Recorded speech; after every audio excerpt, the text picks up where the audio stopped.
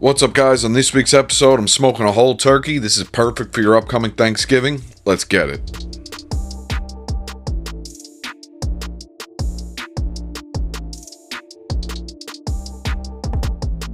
Around Thanksgiving time, you'll see a lot of smoked turkey videos. A lot of them use wet brines.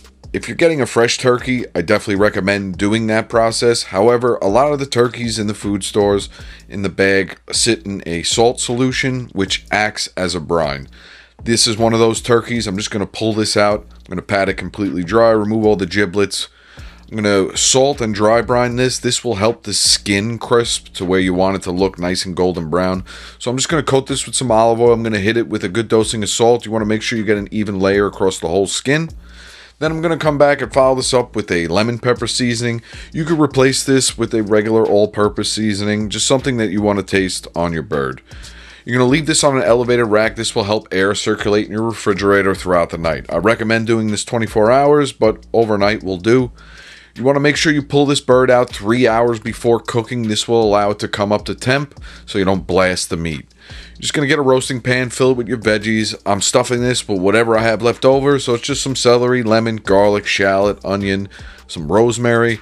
That's the flavor profile I like to use when I'm doing poultry. You're going to add in a cup of chicken broth to your roasting pan. This will make the basting process a lot easier. I also like how it will start to steam while this bird cooks. Turkey is a lean cut of meat and you are at risk of drying it out, so this will help prevent all that. You're going to stuff this with everything I listed before. You want to make sure you truss up the legs. This will help everything cook uniform and the presentation at the end will just look so much better. Just going to tie a simple butcher's knot on here. You want to make sure one leg sits on top of the other. You're going to set your smoker to 325 degrees. I'm using a mixture of hickory and cherry wood.